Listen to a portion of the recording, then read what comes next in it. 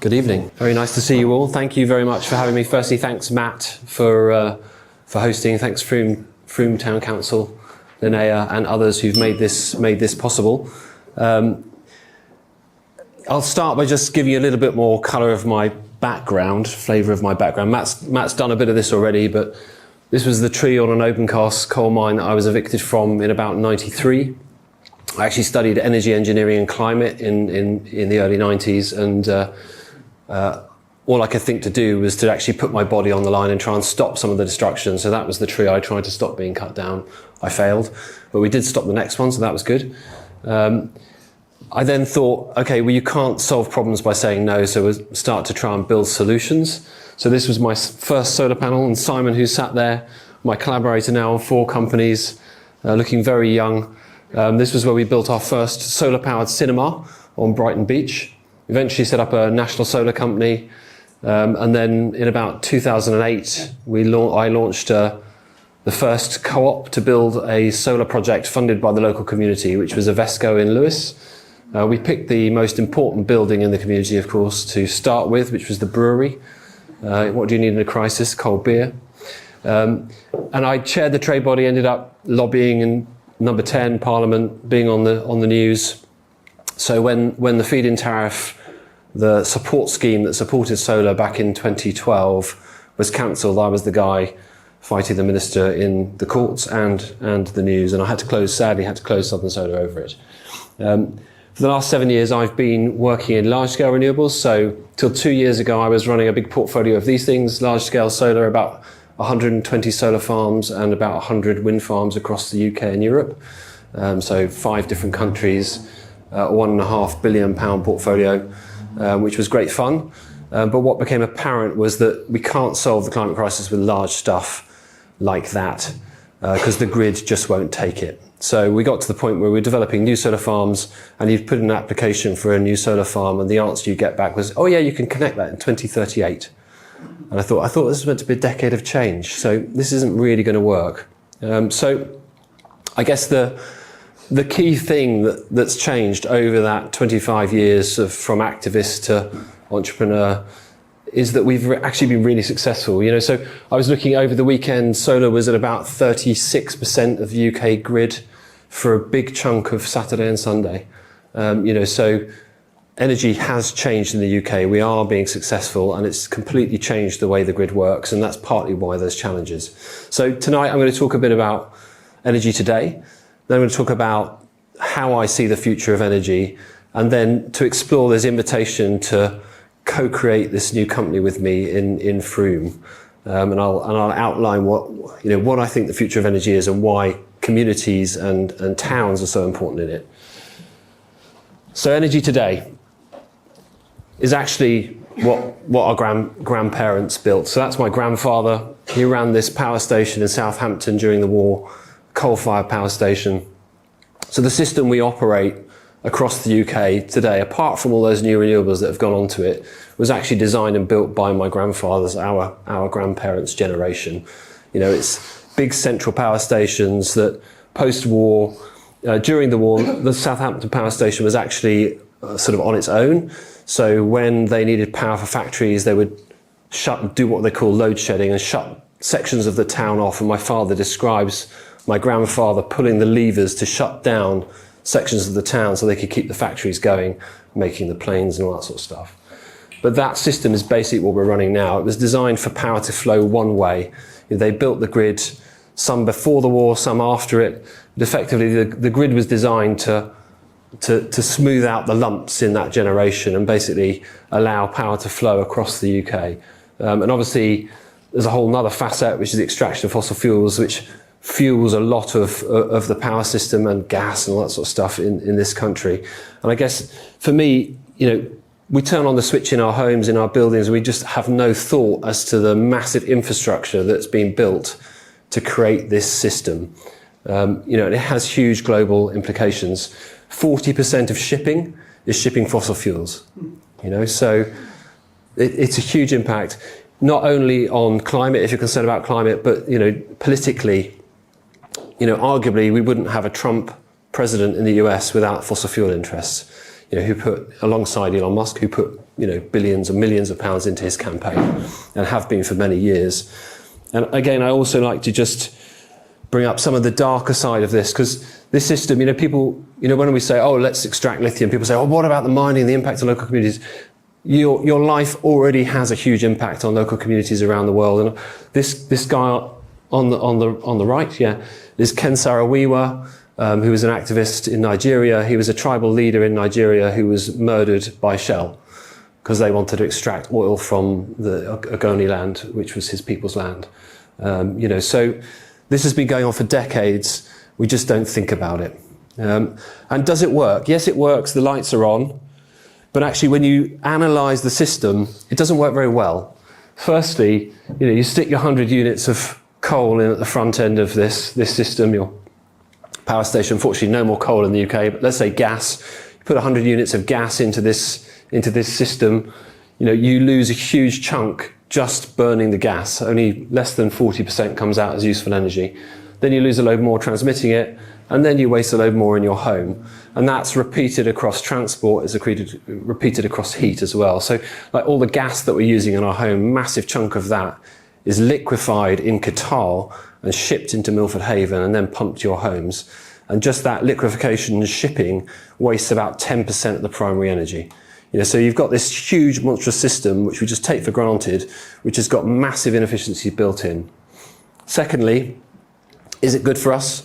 So there's loads of studies. Again, apparently they were suppressed when we discovered North Sea gas. Gas burning is really toxic.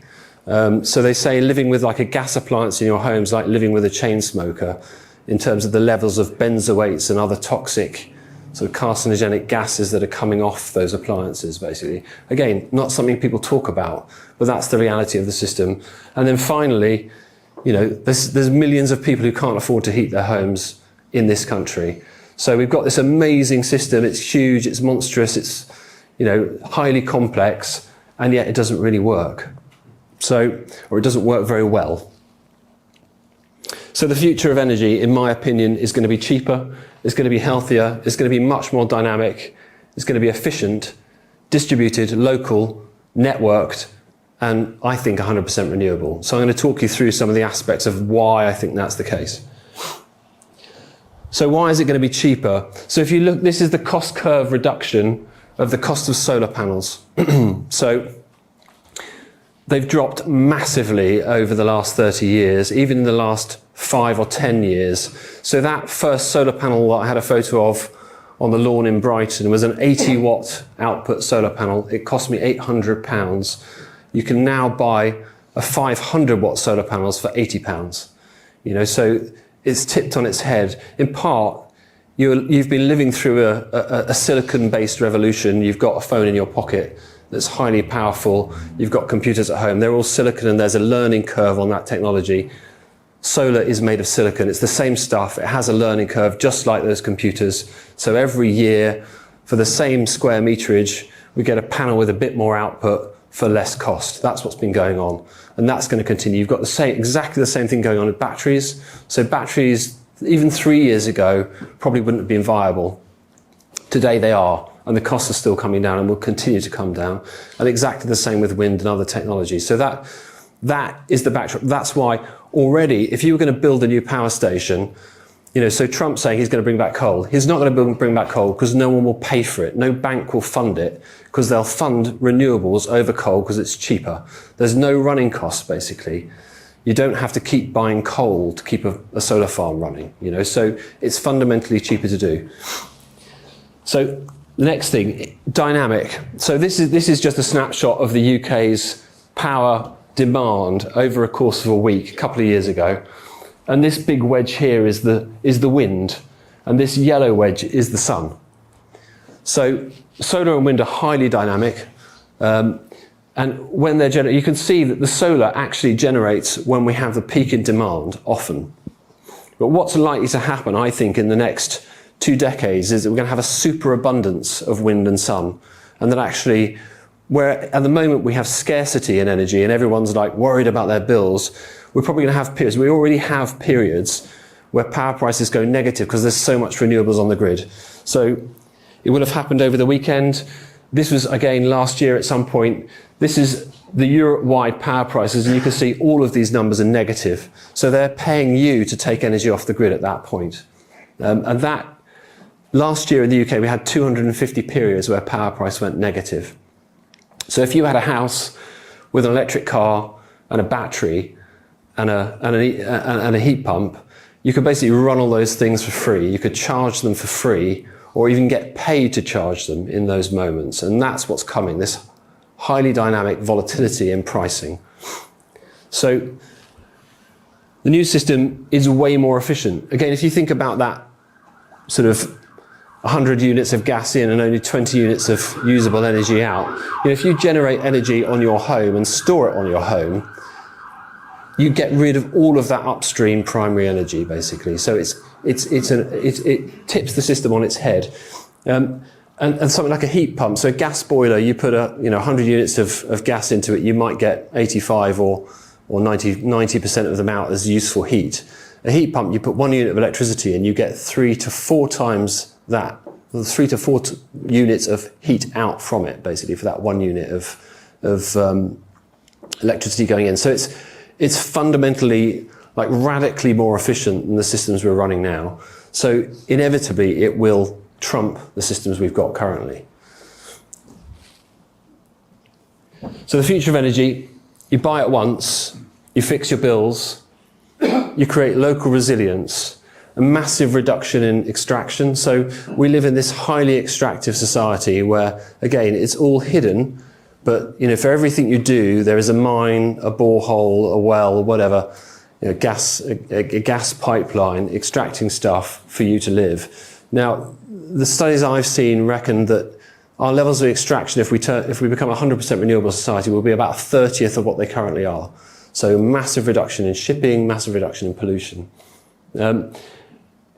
Healthier communities, if we don't burn fossil fuels in our communities, if we don't have homes that aren't heated properly, there's loads of benefits, basically, in terms of public health, how people feel. It creates loads of local jobs. To do this, to make this transition is going to create loads and loads of jobs. And I'll tell you what that might look like in Frome. And the one thing that I think people don't talk about is this term, the peace dividend.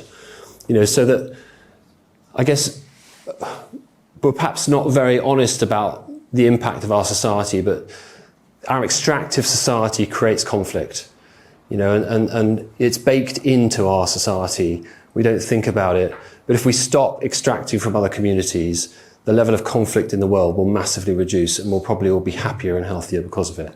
And that's a reason to do it, I think. Anyway, so what's all this got to do with you lot and Frome? So tonight it's an exploration, it's an invitation.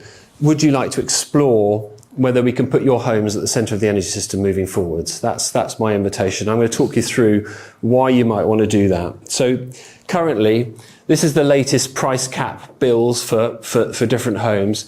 My estimation is that as a community, you're spending about 27 million a year on your bills. That's money that's just leaving the community. It's funding all that extraction. It's funding stuff that we don't want to see in the world. And it could be going to good use somewhere else. So why Frome?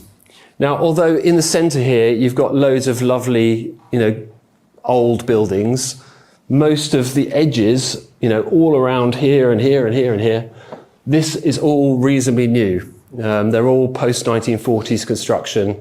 Those houses are really, really easy to treat. I just whizzed around, there's loads of them that look like this. Probably 5,000 or 6,000 houses that look like that.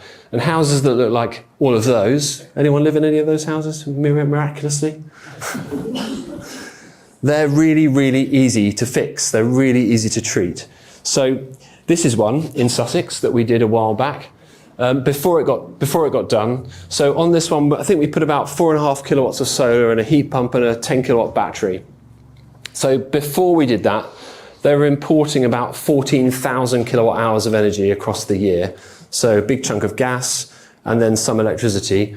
After, their imported energy dropped to 1,400 kilowatt hours. This is data from around about a year and a half. So they consumed about 7,000 kilowatt hours, so half their consumption by using that heat pump, and they generated the vast majority of that on their roof. They had to import some of it, and they exported a whole load of it. So their imported energy cost them £400, but they actually made over £470 on exporting energy. So that's what's possible for like at least 5,000 homes in Frome. It can be done in less than 2 weeks. It can be done by local people, and it's really easy to do. So that's what I'm proposing we do across loads of homes in Frome. So why Frome? Well, mainly because of you lot. I've heard that you like radical ideas, and I've seen, the enthusiasm for taking action across the community. And so when I launched this company in Lewes, what used to be my hometown, about a year and a half ago, and it's we've got rolling there, and then some communities in London said, "Oh, will you come and do it here?" So we've now operational in London. We've got installations going on in London today and in Lewes today as well. So heat pumps, solar batteries going on in Lewes, and there's a street in North London where there's about 6 homes being done this week with solar and batteries.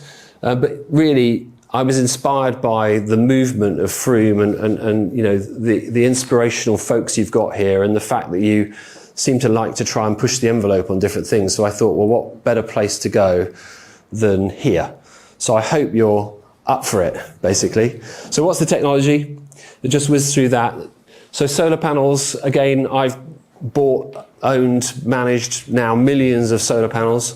They're very, very solid state bits of kit. Essentially bits of silicon wafer stuck between 2 sheets of glass with a bit of solder joining them up. Each little square is like a 2-volt battery. You join them all together and you have something that makes lots of power. Nowadays, you can easily fit 4 or 5 kilowatts on a roof, which should generate, in this climate, I don't know, 5 or 6,000 kilowatt hours of electricity a year, which many of you will probably only be using half of that currently. So then if you electrify your heating as well, it should cover a big chunk of it.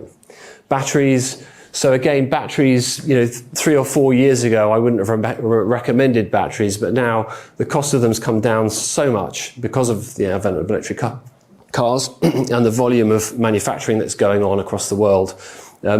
They just really work. And if you just put solar on your house, you'll only use 25% of the energy you generate, because the time when you use it doesn't match the time when it's being generated. So most of it just flows off into the grid. If you stick a battery on your house alongside it, then you probably use 70, even 90% in moments, even 100%. So those two together are really magic. And then if you couple them up with smart controls, then you can start to do some whizzy things with it, basically. And I'll talk a little bit more about that shortly. So that's the sort of start point. What other technology? So I'm a huge fan of natural insulations. So we've been fitting hemp insulation grown in Scotland by this awesome company called Indie Nature. Hemp's brilliant because it grows without any pesticides, any fertilizers, any man-made inputs, and it locks carbon in the soil as it grows, and it fertilizes the soil as it grows. But when you make it into an insulation bat and stick it in someone's loft, we worked out that if we did 50 roofs, we'd sequester 10 tons of CO2 into the roofs, and they'd be locked there for 50 years, which certainly is needed. So that's a real win, and it's really nice to lie around in, much nicer than rock wool. And then heat pumps. Again, you've all got one in your house. It's called a fridge. Heat pumps have had a lot of bad press, mainly because the gas boiler industry doesn't want you to buy them. They want you to keep buying gas boilers.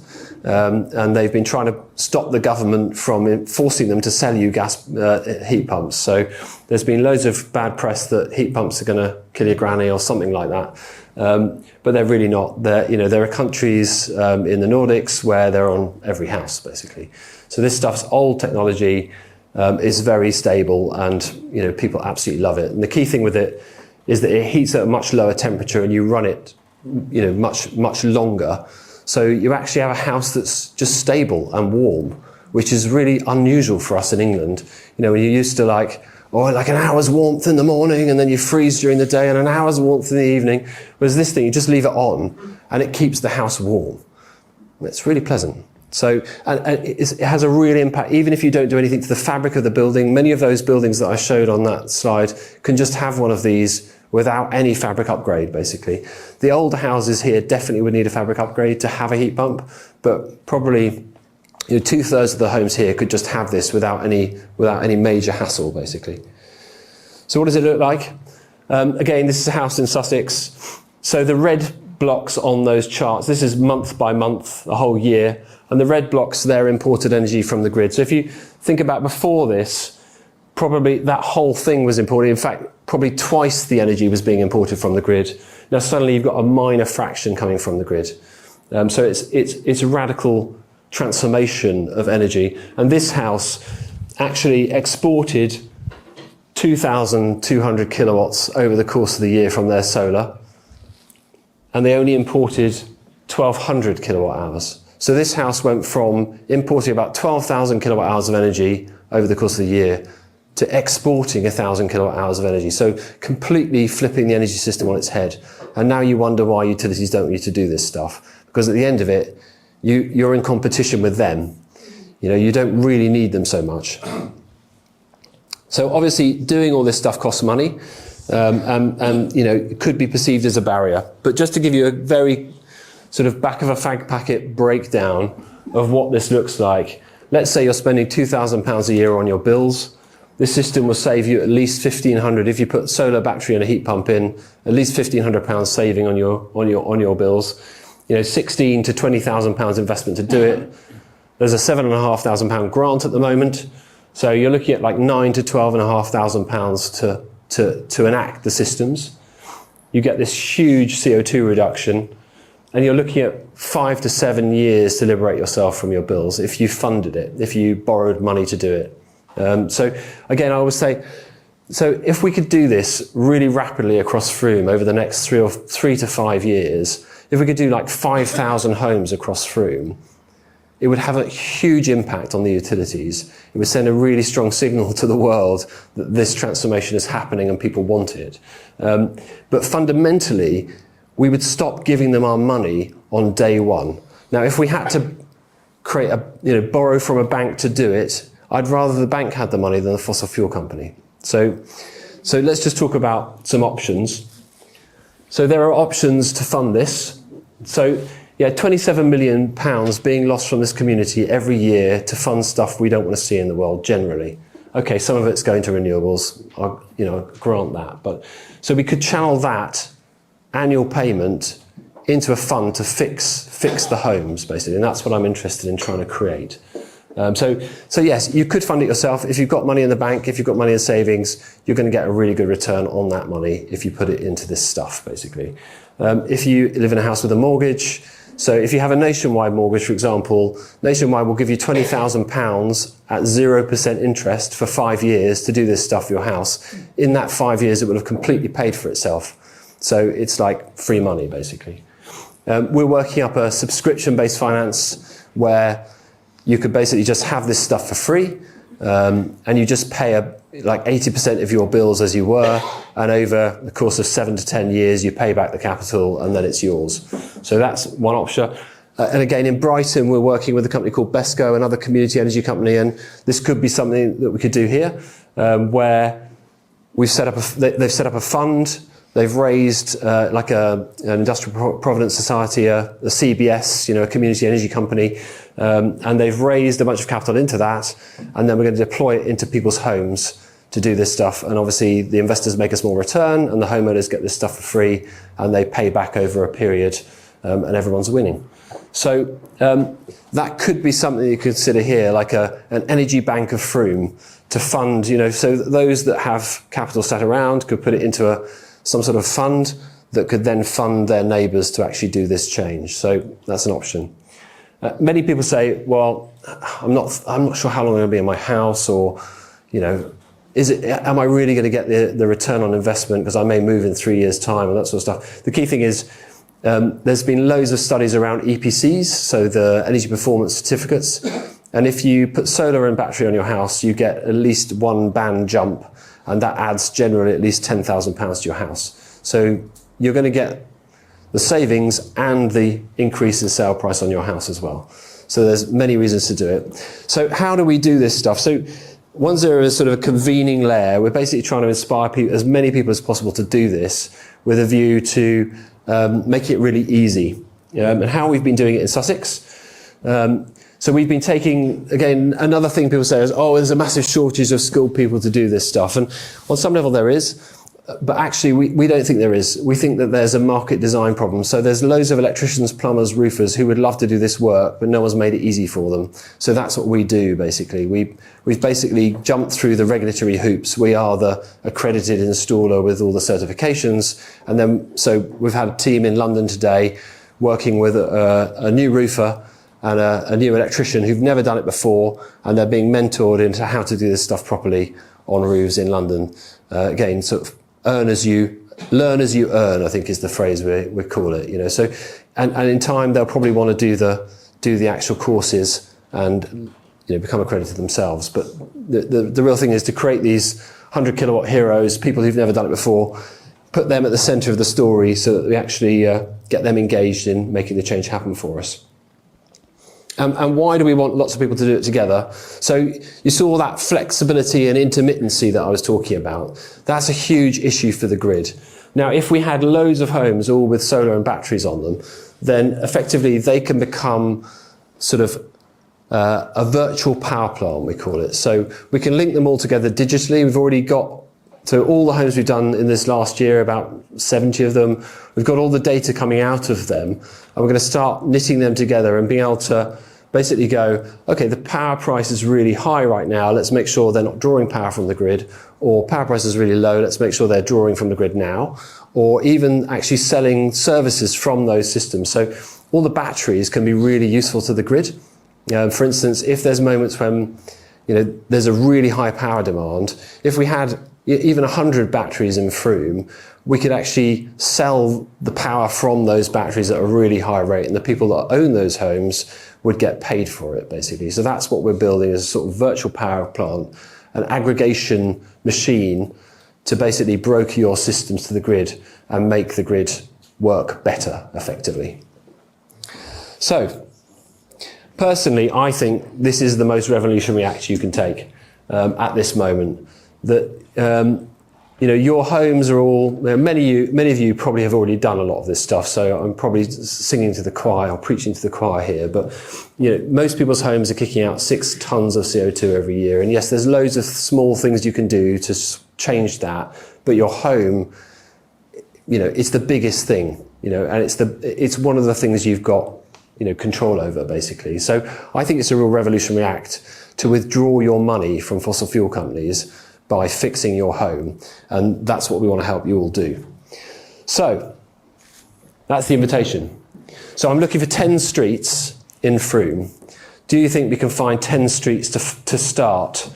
And what I'm looking for is someone in those 10 streets, what we call a street lead.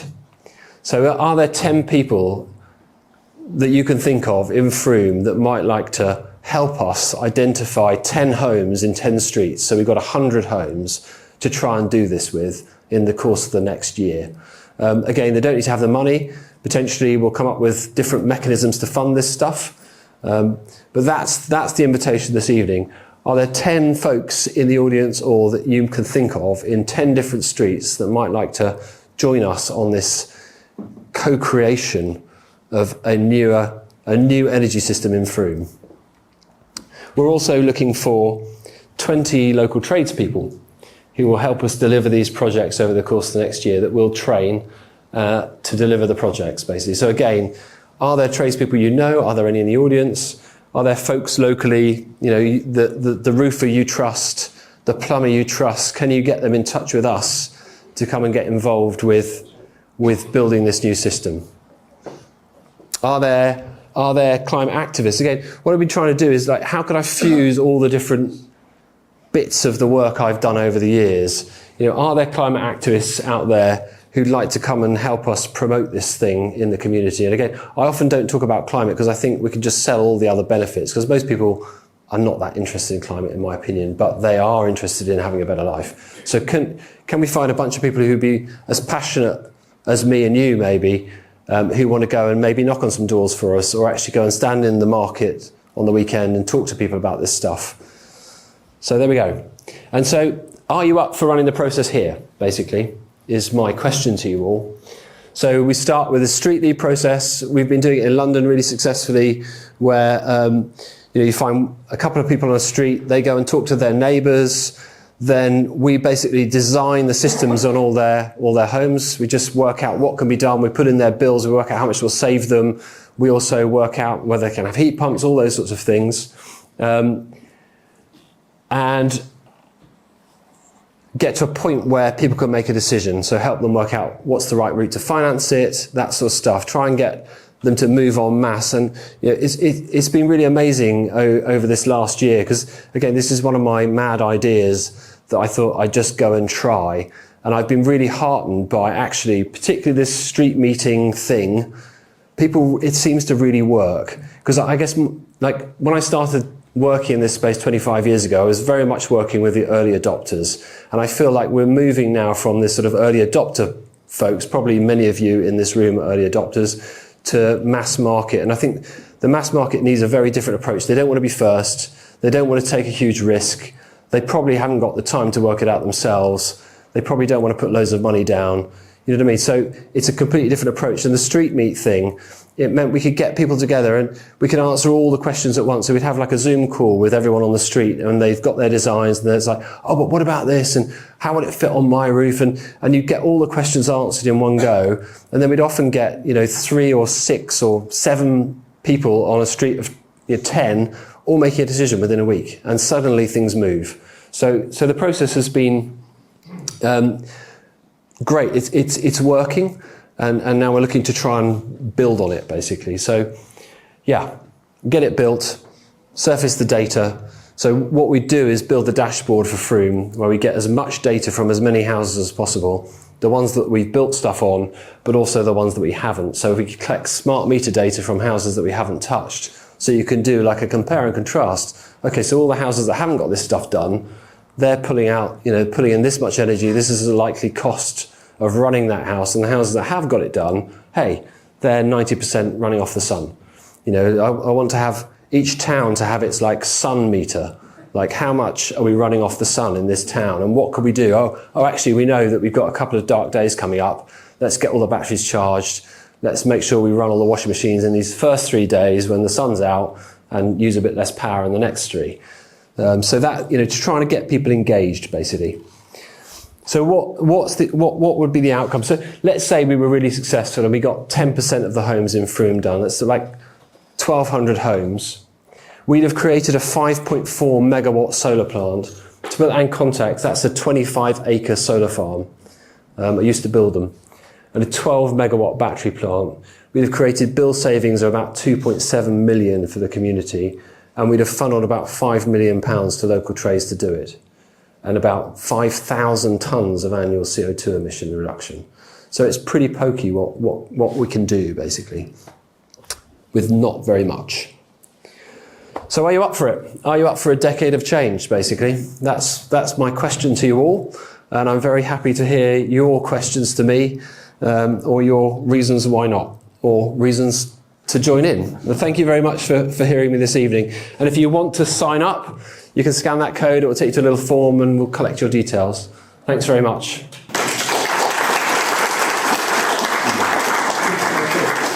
Please could you explain to us why energy bills are so high? Mm-hmm. And at the moment it seems when you sell back to the grid, you sell at a really low price. Mm-hmm. Energy bills are linked to gas prices, because a lot of the generation of electricity is gas, and all of the infill between those peaks of renewables are gas plants, basically. So that's why, effectively. Global gas prices, yeah. So the more we remove gas from our lives, the more insulated we'll become from the price of that volatility and global events, basically. And yes, at the moment, if you sell power to the grid, you're probably going to get paid half what you are paying for it. So the best you'll get at the moment is you're probably paying 27 pence to import a kilowatt hour of electricity. You can probably sell it for 15 pence.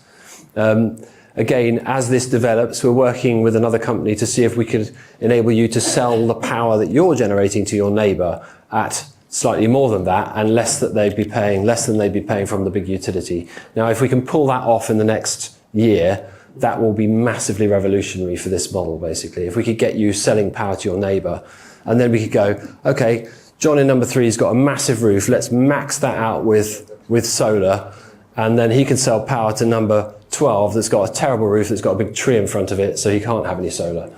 So there could be some really interesting things to happen if we manage to pull that off. My understanding is that you sell the energy back into the grid. I would love it if we could be independent of the national grid, and we could actually link those batteries together and sell that energy to each other and not be dependent on networks like SSEN. I know it's a bit of a technical question, but can you explain to me, I believe that SSEN are upgrading parts of the system around Frome at the moment. Some of them will not be able to cope if we start putting too much energy back into the system, or if we draw too much energy from what is currently the national grid. Are you suggesting that we should be sort of like independent of that? Not independent, but so that's a key point. That's why I'm working on this model, in that the grid is full, and they're forecasting that all of the substations that serve our homes and businesses will be overloaded within the decade as we electrify. So that's a key issue for the grid management companies like SSEN. So their response is, okay, well, let's build a bigger pipe, basically. But actually, when you look at the moment of overload, it possibly is only happening for an hour a day for 3 months of the year. And that hour a day is maybe 6 o'clock on the winter's days, where everyone turns on something at the same time. Now, if we could manage that for them, then we could mean that they wouldn't have to spend billions of pounds upgrading the network. And they would pay us for it. So that whole flexibility and the virtual power plant is all around not necessarily disconnecting from the grid, but making homes so that we can choose when we take power. And in part, that's around reducing the stress on the existing infrastructure. Because you're right, if we all put heat pumps on tomorrow, the infrastructure probably wouldn't cope with it. But if we all put heat pumps on and said to SSEN, okay, we can control when they start and we can sequence when they're running, then we could get a lot more heat pumps on than currently is possible. And we save them a whole load of money, which then they'll pay to us in what's called flexibility payments. So there's this nascent market called the flexibility market, where if I had 100 batteries in Frome, where their infrastructure is overloaded, I could bid those batteries in to reduce the demand of the town. So discharge the batteries for an hour a day, let's say. And we worked out in some areas that could be worth as much as £1,000 a year. So if you think about your energy bill, it could wipe out your energy bill, or it could pay for this stuff in the first place, basically, if you amortise it over 5 to 7 years. So that would help get the air source heat pumps in? Exactly that. So in part, this is around managing a limited infrastructure, because in my opinion, they're not going to upgrade it as fast as they need to, because having run solar farms and having to build solar farms, even just buying a new transformer is like a 2 to 3 year lead time right now. In the area I live in, UKPN, they have 120,000 distribution substations. If they're going to have to upgrade them all in the next 10 years, we're talking billions. And they're not starting, they're doing some, but they're not doing it at any way near the speed that they need to do it. So us being flexible and being able to go, okay, there's shortage of power on the grid, or the substation's nearly maxed out, let's drop all the homes off the grid for an hour to prevent a blackout. That's worth something, basically. And incidentally, like what happened in Spain, if they had batteries on that system, it wouldn't have happened, because they would have prevented it from blacking out, basically. You sort of waved at old houses, and so they probably need a bit of money spent, and then you sort of showed a photo of much newer houses. But my question is, what is the cost of doing up your house if it's an old one? Yeah, what's that bit? Did I miss it? No, I didn't go into that, because, so you can do solar and battery on an old house for the same cost as you can do it on a new house. Okay. That's fine, and you get most of the savings you get from the solar and battery rather than from the heat pump, financial savings. If you want to take an old house and run it on a heat pump, that's a bit more complex. So it may involve things like upgrading the fabric, i.e. insulating the walls, for example, or changing the windows for double or triple glazed. Now, obviously, something like that can be quite an expensive process. In fact, There are heat pumps now that put out higher temperature. They're less efficient, but they put out higher temperature water. So you could use one of those. But in these little streets, a heat pump's a big blocky thing that sits outside the house. It's unlikely that many of those lovely twee houses down the little Twittons are going to be appropriate for heat pumps, honestly. But hey, if we could have 2,000 houses around here generating loads of excess energy, and selling it to the people in those houses for less than they're buying it from the grid, then maybe that's a way to make it equitable. Obviously, there are ways to do it. I guess my approach has been, let's start with the lowest hanging fruit. Because often when I arrive at a community, people are like, well, what about the listed buildings? What are we going to do with them? It's like, let's leave them till last, because they're really hard and they're going to cost a lot more. So let's get really good at the easy stuff. Let's get the costs down on the easy stuff, and then slowly we can work into the harder stuff, basically. For this to work, it's essential that houses are efficient and that they are well insulated. And even that, the rows of houses that you put up, those 60s and 70s and 80s houses, are not designed to keep heat in and to support those, that sort of low energy, keeping the temperature steady. So I feel like that's got to be part of the picture, that I understand and know where the money for that's going to come from as well. Yeah, so in my experience, most of those houses, a lot of them have already got double glazing. Most of them have got, let's say, 200 mils of loft insulation already. Many of them have got cavity walls already filled. And that's enough to make a heat pump work. Obviously, if they don't have those things, it's like, particularly the loft insulation is really easy. It's a day, it's £500 or £600 to do that loft insulation. So that, again, in some of those houses, we've done that as well. That would be part of it. But I think starting with those houses that have got those three measures in place is the place to start, because they're the ones that you can just do it. And also, again, if people have got a really old heating system, it can be more expensive to do because you end up having to change a bunch of the radiators, that sort of stuff. If they've got the one that's been done in the last 10 years, it's going to be quicker and cheaper because they'll probably have better quality radiators and things like that. So there's a lot of detail to this when you get down to the individual home. But that's what we're about, is actually, okay, how do you try and crack through that detail and actually get to the simplest way to meet people's heat needs with what's there, basically, and a minimum intervention as possible, basically. I'm just thinking that if we wanted to take part, I can't imagine our neighbours close by would. Does that matter if we sort of stand out on our own and we do it? And that No, just not means at all. that we will serve our immediate neighbours, or? Well, to begin with, you'll serve yourself, so you'll fix your own energy. If there's excess, it will just flow into the grid and you'll make money for it. It's totally fine to do one house on its own, and we've been doing that in other communities. It's not a problem at all. We're just trying to build this sort of contagion, because there's been all these studies around solar, for example, that if there's one solar system on your street, you're three times more likely to have one, more, basically. So we're just trying to basically play with the psychology of that and get people to all move at once, because it's just cheaper to put scaffolding up and roll it down the street and have the trades working down the street. But it's totally fine to do one house on its own as well. Hi there. I'm a retrofit support here at Frome Town Council, and one of the things that we find a lot with our energy advice is that we're actually helping people to understand how to use their systems. And I think that's one of the things, obviously, a lot of the people here may have already got their systems. They might be geeky about it and learn how to use it efficiently, but that's not natural for a lot of people. So I think educating people how to use that system really well and efficiently and effectively is going to be really important in a project like that. Yep, agreed. It wasn't a question. No, well, again, it's that, because the moment you've got a battery, you can do what's called arbitrage. So in the summer, you're going to generate more than you need. In the winter, you may not generate enough, but what you can do is charge your battery on a cheap rate at night time, for example, and discharge it during the day. So then you end up getting power at a quarter of the price you'd normally get it, or half the price you'd normally get it. And that's how you capture some of the benefits. Apologies for running a bit late. One thing I'm curious about, it it sounds like you've thought about so many aspects of this. What are the bottlenecks of scaling this up and scaling this up at speed? There's lots. Convincing lots of people to do it, obviously, is one of them. Accessing that pot of capital to make it really easy for people is another one.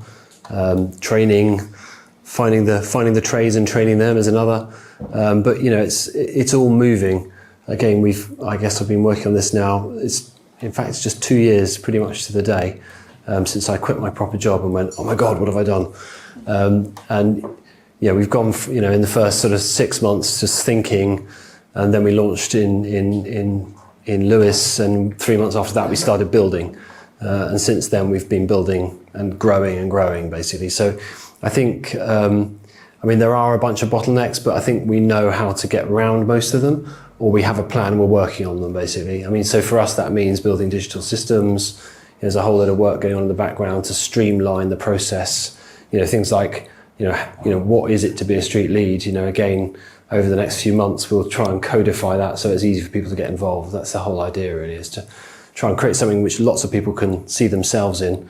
Again, when I wrote my book, when I published my book 10 years ago, there was a guy who I interviewed in Denmark who had done a community energy scheme that repowered a whole island, one of the Danish islands.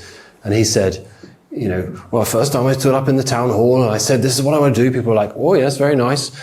And then no one came to see me. And so then I started going to see them and talking to the farmers about the land we'd need for this, and the plumbers about, again, it's about, how do we get people to see themselves in this story? Because I think for many people it's unachievable, and actually it really doesn't need to be. So I think the biggest barrier is how do we capture people's imagination that this is something that they could be part of. So hence, trying to bring in the trades and, activists and people who care to just try and give people lots of ways to see themselves in this story of change, which I think is inevitable. It's just going way too slowly. And if we can get more people feeling like this is my story, it's going to move a lot faster. I am a solar installer just coming into this, so we will be talking, I hope soon. I would expected, it's a technical question, that the emphasis by the government would be more on getting it to people's homes, naively, because you're taking, it seems to me, coming into it, bear in mind the grid is not my area of expertise, the houses are, you're taking load off the grid by putting it out. I always thought that would be irresistible. But I imagine it's kind of simply the big business model that has put it in a lot of things. Well, I think it's more to do with the incumbent business model. So the stuff that we've been building in fields just takes money away from the utilities, but every house you or I do turns that house into a cost centre for the utility rather than a profit centre. That's the truth of it. And I think that's why this isn't being pushed politically, because actually it will upend the utility model. Better for the consumer rather than... Well, it's going to destroy the utilities. Basically, I think the utilities know that their business model is over in its current format, that actually the future of energy is networked, it's distributed, but their model is central. And they're trying to make sure that their investment stays good for as long as possible. And they're lobbying government to stop change. 10 years ago they were doing that. There was a minister, Laura Sandys, whose father was the creator of the Clean Air Act, who was a Tory minister. She said to me, oh, the utilities know their business model's dead. But they know they've got 10 years, but they're playing for 20. And that's all that's happening, basically. They're just trying to block change. So we just need to get on and make it faster. Thank you very much, everybody, for all those brilliant